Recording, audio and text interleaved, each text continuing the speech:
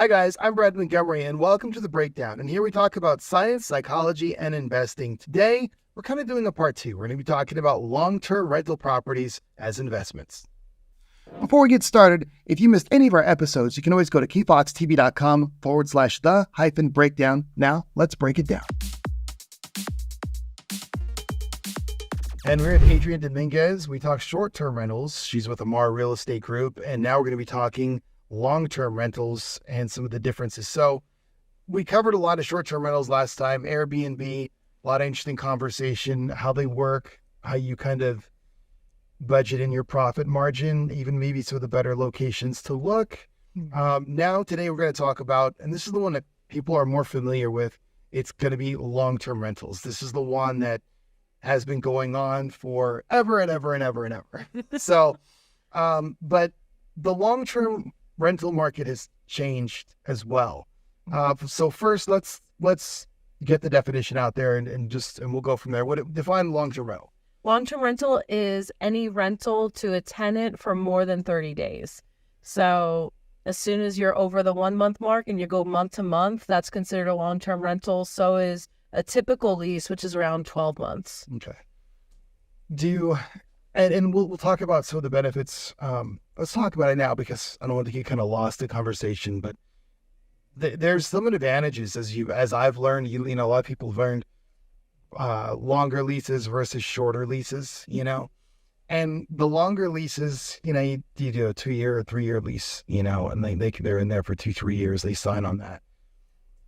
They can kind of get the upkeep or the home can maybe be in a little more disarray, to put it nicely. Mm-hmm. I think you kind of move yourself into that territory. I found that the 12-month lease kind of keeps people on their toes just a little bit better, especially if they want to stay. It also allows the landlord to reevaluate the market at that time to see if they could be getting more rents potentially. Mm-hmm. The biggest issue that I've seen, and as a property manager as well, is that landlords don't tend to keep up with the market in rents, and they're just happy having someone in the property. Nice. I don't know if it's too nice, or it's that, every year taxes go up, costs go up in general. And so you need to have the rental rate match those issues. And so the cost of just materials now to fix even random supplies or just to pay vendors, plumbers, electricians, everyone has raised their rates. And so you have to make sure that you're putting funds away for those kinds of issues and repairs that come up as needed. And you mentioned, this is one that's not talked about enough, since we're kind of defining long-term rentals here and talking about contract length, but things going up need to be built into that. So that does come in handy as well. And one thing that's often not mentioned is the homeowner's insurance goes up. Absolutely. And so you'll, wait a minute, what's going on? This didn't go up. Taxes are like, what? Oh, the insurance went up. I couldn't figure it out one time. It didn't have the breakout. It had the taxes and insurance together, and I keep in touch with the insurance guys. So I know, generally what's going on. And there was an uptick, and I called him and the guy was like, well, we don't really know. And And I was like, well, give me the breakdown. And he broke down, and I was like, well, that's what it is. It's the insurance, and he's like, so I said, well, so I don't need to be talking to you. I need to call my insurance company. Yeah. And so, I did call them one time and we kind of lowered it a little bit, and you got it, but I don't know if they have automatic things in their system that just kind of kick it up, or I don't know how that works, but yeah, the insurance is another one that you need to keep an eye on. So yeah, that is good to evaluate these rental contracts every 12 months. That's another good reason. And there's another good reason is because home values have gone up. So therefore replacement values have gone up. So therefore you have to budget in that your insurance rates are going to go up as well. That is true. So, and this is kind of the tricky, fun part, right?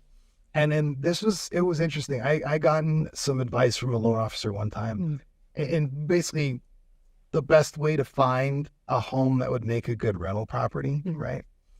And he told me, he's like, you're not looking for one for yourself, right? But he said, and I've heard that one a lot. right? Because you don't want to go through the house and nitpick, oh, I don't like the chandelier or whatever. It may be the greatest rental property cash flowing thing you came across, Exactly. So don't X yourself out on the wrong things, right? But he said, it's not for you, but he says it's an investment, right? But he said, you do need to like it. And I'll never, that stuck with me, and it really stuck with me. And I remember the first one, I did it all on numbers only. Mm-hmm. I didn't really like it. Mm-hmm. And it was harder to keep good tenants in. The second one, I actually kind of liked. Mm-hmm. And the tenants, they love it. They don't want to leave.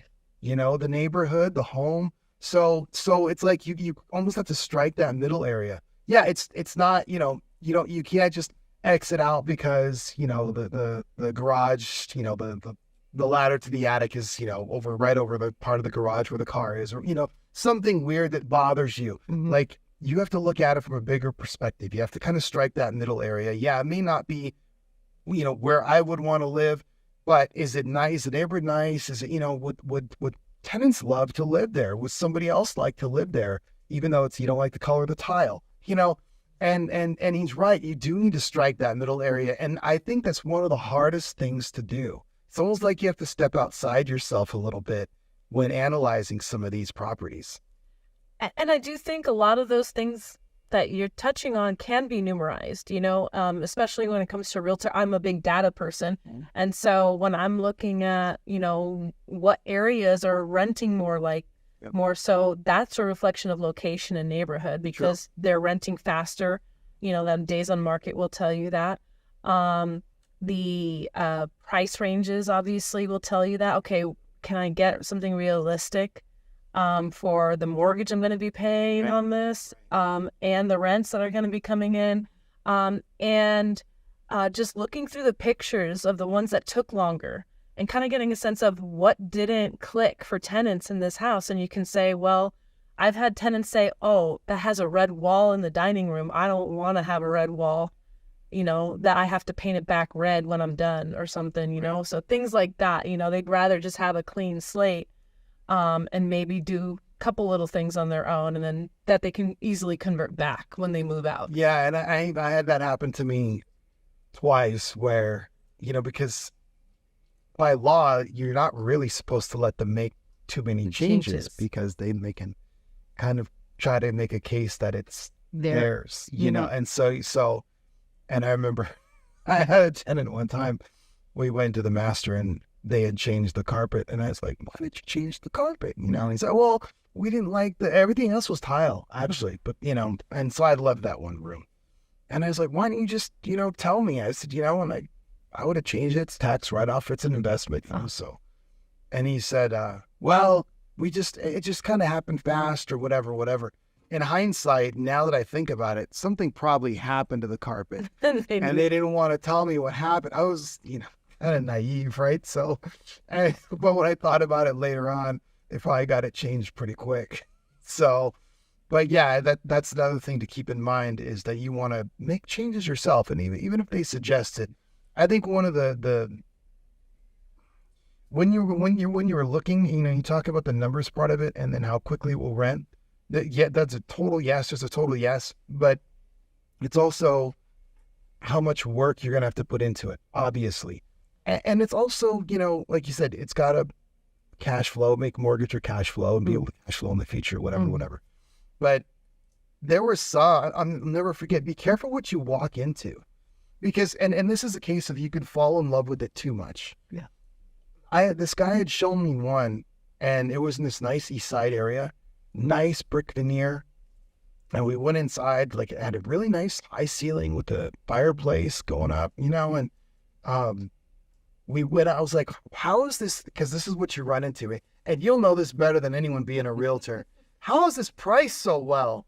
How is this priced so well? How come nobody else didn't just pick it up, So we get in the back. We go out to the backyard. They had this like concrete homemade deck cover. And I mean, like literally it wasn't gonna make code, it had to be taken off. And it was going to cost, that alone was, to get rid of that, was going to cost a few $1,000s to rip it off the house and then to repair the house where it had been attached. And actually some of the concrete had split away and the pillars were kind of thin. And it was a job. So that's why nobody had picked it up, because there were easier ones there. And I think that's the thing too. Don't be afraid to say no. Don't be afraid to pass. Or negotiate down. Because that could be a big reason why they're not going to qualify for financing. When you start taking buyers out of the buyer pool, that's going to drive values down, So I don't ever say necessarily, if it's not exactly right, ignore it. If it's something that you could easily yourself fix even after closing, and maybe you just find a different type of financing where it's not going to require it to be repaired before closing. Yeah, there is that financing where that's kind of wrapped in. What is that called? Well, there's hard money loans, private investor type loans that are out there. They're higher interest, but as soon as you fix the issue, bam, you can refinance it into a normal loan. So there's that.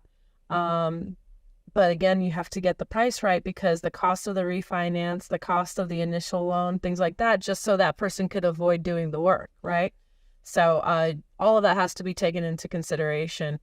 And then time. How long do you want it to sit empty? Not long. No. On the long-term market right now, we saw a big lull between October and March. Now, March, April, we've started seeing rentals get picked up again. Oh, interesting. And that's we're kind of starting to see a return to normalcy, because most folks move in the summer. Most folks, want to establish their kids' schools in the summer, things like that. And so this is the first year where it wasn't just a free-for-all 24/7 for years on end. So on the rental market too. So it's starting to pick up again. That's interesting. Mm-hmm. I think when you're sourcing a house too, you mentioned you don't want it to sit, empty for 3 months because you're paying the mortgage on it, so, and that just adds to your costs, and that, it's not necessarily a needed cost. Mm. The one that I had found that the couple really liked it, it didn't need much work. Mm. All it needed was paint, new carpet, and garage doors. Mm. And that was it. But the only thing that, and this is where you just have to kind of go with the flow a little bit, because things are going to come at you that you don't expect, right? And it was nothing major. I had an electrician check it out. I had a roofer check it out. And all these guys show, it was like, you take a car and you can take it to a mechanic that you're going to buy, have it checked out. But the garage was full of stuff. You couldn't see in the inside. I mean, we had known there was a lot of stuff in the garage, but we didn't realize there was that much stuff. And the guy, I still work with this guy. He does repairs and stuff. He's a great guy, but I felt bad because I paid him a certain amount. And I think it ended up taking him 2.5 days to clean out that garage. So he was a lot of cleanup. Yeah, sometimes. I had gone back and I said, he's like, I didn't realize how much stuff was in the garage. And so you can run into the little things like that. So I guess if we want to talk zip codes, okay. What are some of the betters that I love? 36. Yeah. 79936. I mean, it's 36 and 38 are probably your top two rental markets. The next emerging is 28 in Horizon. Horizon area, because of all the new construction. You have Amazon that came in. You have a lot more jobs and opportunities open for workers over there now. So you're starting to see that as an emerging rental market too. And always, the West Side 1, 2. West Side, I remember it was harder to. It's harder to find a property now at the right pricing. For sure. And I skipped there. So there was one back before the pandemic. I didn't like the fact that it was it was a corner house. But the overall neighborhood was pretty quiet. I was being too picky, right? And rather too picky than not picky enough, but still. And this home had two dens, 2 fireplace areas. Oh, wow. And it was, all they wanted, it was something like 98,000. Oh, wait, how long ago was that? This would have been in 2017. 2017. And I remember I was like, I wasn't in love with it enough. I think that's where I got a little too carried away, you know? And then finally I kind of got my head about myself one day, and maybe it was about 3 months later, and I was like, you know what, Brad, you know, and it was already, I didn't have to convert it to AC. Refrigerator. So I was like, it's got, you know, and it was gone. Somebody wised up, and they're like, this shouldn't be sitting here, you know. So well, and then if we could all have a crystal ball, if we could have seen what pricing would have turned into, my gosh, just 3-4 years Adrienne, later. Don't even get started. So we all have a little heartbreak. Oh, why didn't I think about that back then? But you can only go with the information you have. It's true, and that was one of the things too, where, you know, I eventually want to pick up another one. And I remember I had sold one because it was the area that I didn't love, you know, and so I had a harder time keeping good tenants in there. I will say it was a smaller lot, so tax-wise it cash flowed really well, you know, but had I known the market was never going to go down, I probably would have held on to it. But then part of me is like, you know, over time you can pick up another one that's in a little better area. So I'm not totally upset, but you know, but since you bring up the market changing, I kind of want to talk about this for people to know, you know, pre-pandemic, you know, you could get, I think, rates on a investment loan, because they didn't want investors just beating out everybody for everything. Rates on the investment loan, I think they started around 5%, didn't they? Correct. On the loan. And then you had to put, I got it where they'd cut it back to 15% down from 20%. So that saved me thousands, which was nice. I don't know. But now let's talk about both of those. What's the amount they want down now? It's between 20 and 25% now. Okay. That we're seeing. And what is the rate for investors on a loan? What rate do they start at now? I've seen as low as 8.5, but typically closer to 9 and 9.5, 10.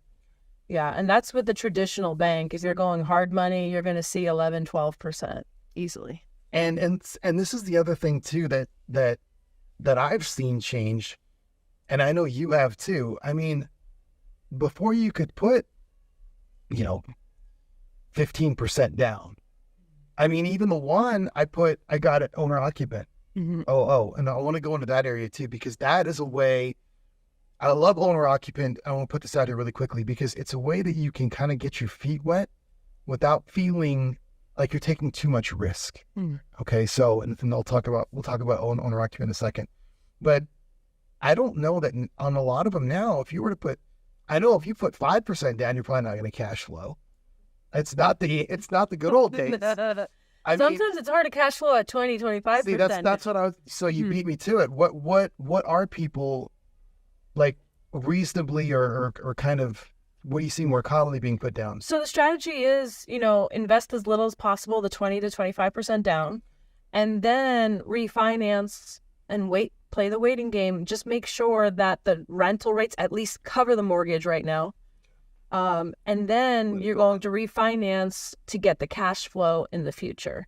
That kind of a thing. Kind of like George Bell said, you marry the home and you date the rate. Yeah, I don't really love that phrase, but it's a really common one that we're seeing in real estate right now. Yeah.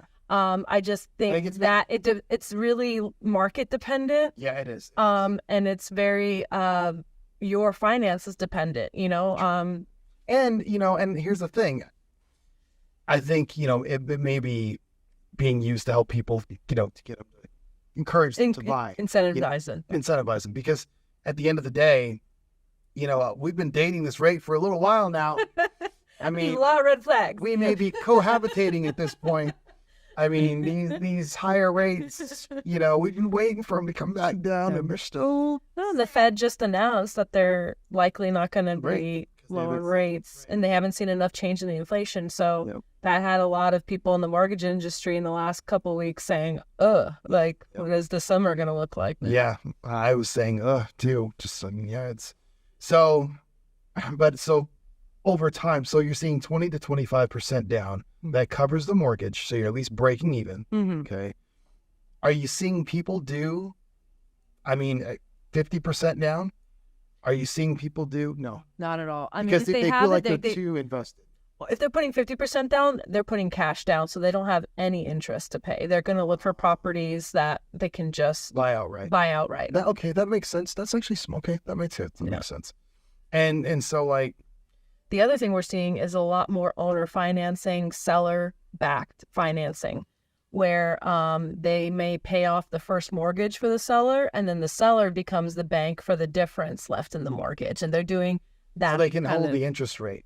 So they can hold, or it's kind of like an assumption loan, but not exactly. It's what they call subject to in the industry, where they'll take over the payments to the first mortgage, kind of like a wrap in that sense, but not exactly. So they'll take over the payments and then give the seller just a little bit of cash to walk away with at the closing table. Sure. And that lets that seller, they might be in a distressed situation where they're just like, I'm just glad to have this off of my plate. Right. But the nuance with that is those sellers typically are still on the hook credit-wise and their loan-wise against their credit history for that property. So it doesn't necessarily take the property out of their name, at least the mortgage obligation out of their name, I should say. So you have to be pretty trust dependent on the person that's going to be assuming the payments that they're going to follow through.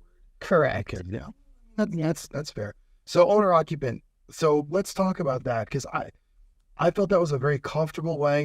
You're not. You talked about being overly invested versus not overly invested. It's a very way to kind of get your toe in the water, not be overly invested, but still get the experience of what you need to do. Have you ever done owner occupant? Do you know much about it? Have you encouraged it or discouraged it? So realistically, it's just like buying a home for yourself, right? You have to live in it for typically most loan types. It requires a year, right? And mine was 6 months. Yours was 6 months. Yeah. And so, yeah, but like your veterans loans, typically minimum a year. FHAs typically minimum a year, depending again on your lender and their rules and whatnot. And I see it mostly in the multifamily sector where they're able to live in one unit, like a duplex or triplex. But as a first investment for folks, let's say you're buying in a university area where there's going to be a bunch of college students who need to rent rooms and whatnot. You live in one room and you rent out the others as well. That's another thing that you see, that the parents will even help their children invest in something like that. Oh, that's cool. And then for school. Exactly, instead of paying rent somewhere. And that was my experience. Is I had found one that it was I went in, it was like $7,000 when I did it and that was the thing. So I had a mattress there and I'd stay there and I'd work on the landscaping. I did a lot of the landscaping. There was other stuff that I was changing, light fixtures. A lot of stuff I was learning and doing myself. It was actually really cool. And so I was getting a feel for it, but by going in with that amount of money versus what you can go in with. So it's VA, you come in with 0 down. FHA, 3.5% only down. Conventional, owner occupant can be anywhere from 5 to 10% down. I got the 5. So yeah, a lot less. Typically, there's PMI and other costs associated with those loans, which drive up the monthly mortgage. But when you're living in one side and you're letting someone rent maybe another side or another room, you're offsetting your mortgage anyway. So it's still a safer than just paying 100% on rent. And when you're kind of learning as you go, you really do need to live some of these experiences to really, really learn them. You don't feel so nervous about it. If I were to lose it, it's be like getting in a car accident. It's kind of more of, it's a little bit of a loss, but it's not, you're not overly invested. Yeah. So I think that was a great way to do it. You didn't feel, there was more of the stress you could focus on of getting the home ready instead of, and then if you could too, if you were going to do owner occupant, let's say you wanted to get your feet wet, do it on a smaller property like this one here. So you mentioned PMI. It was on a small lot. And I didn't love the fact that it was on a small lot until that tax bill came due. And you're like, oh, okay. Yeah. And, and that helped on the cash flow side quite a bit. So even though there was PMI, it was cash flowing like right out of the gate. And I don't mean cash flow. I mean like health. You know, it was decent. They were like, wow, that's because it's so weird. In El Pasoans talk about this in the real estate community too. It's like you have a house that's like on a decent sized lot, a good lot. It's got 3 bedrooms, 2 baths, you know, or you got one that's kind of crammed in a smaller area. Mm-hmm. The rent's the same practically for both of them.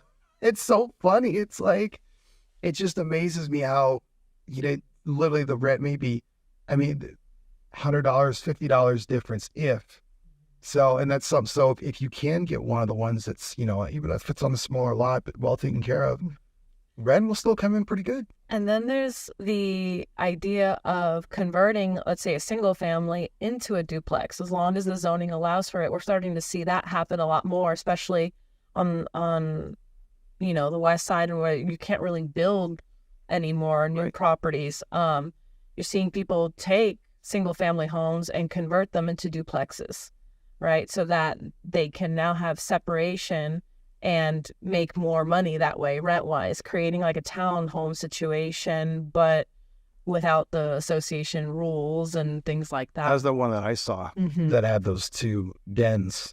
Yeah. That one would have been a good candidate for that. So, and I just want to kind of wrap this up because we've already, like, we can talk about this forever. But what are some of the benefits to long-term rentals versus short-term rentals? Because let's face it, nowadays people are just about equally considering both, if not even short-term, even more than long-term. So what are the benefits of long-term? Steady income. That's what I'll always say that I like most about long-term, is that it's not subject to the waves of the market as much as short-term rental. You can have a market crash, something happen from 1 month to the next, and now no one's renting or they're canceling reservations, right? Whereas, you know, when you have someone locked into a 12-month agreement, you know you can count on that typically. There are drawbacks, obviously, of course, too. But the biggest thing is the steadiness of the income. The drawbacks are, yes, because people are living in the home 24/7, you know, 350 whatever days, 65 days a year. There's going to be more damage, right? Just naturally from people living in the home. And a little more upkeep, a little, you know, tenants, like there's certain things that you are responsible as a landlord for repairing, things that they're responsible for, depending on your lease agreement. Now, when markets do change, sometimes people lose jobs, you know, you can go through an eviction and that process can be stressful every once in a while, but it's not as hands-on, right? It's not as hands-on. It's a lot more passive, right. Although I won't say 100% passive, because you're constantly talking to them about condition, if there's repairs needed and things like that, right? So it's not 100% hands-off, but it's far more so than the short term. Short term, you have to have your staff ready to go at a moment's notice if someone wants to rent it that night. And if your staff can't do it, then you're picking up, you know, you're making a the mop and the bucket and getting this out, cleaning the toilet. Yeah. So it is more passive for sure than short term. Okay, awesome. Well, and where can people go to find information to get in contact with you and Amar Real Estate? Yeah, so I do a lot of property management as well. You can go to amarpropertymanagement.com to learn about, if you don't want to be a hands-on landlord, you know, you really want it to be passive, girl, I can do that for you and handle the tenants for you, handle even the calling of the repairs and everything for you too. And we also have, if you're looking to buy a property, you can also use our Amar Real Estate Group services at amarreg.com. Awesome. Sounds good. Well, thank you very much, Adrienne, for coming in again. Look forward to next time. If you enjoyed this conversation, make sure to comment, subscribe, and share it with your friends. You can check out our past archive of episodes on kfoxtv.com or listen on Spotify and Apple Podcasts. Thank you so much for breaking it down with me, and we'll see you next time here on The Breakdown.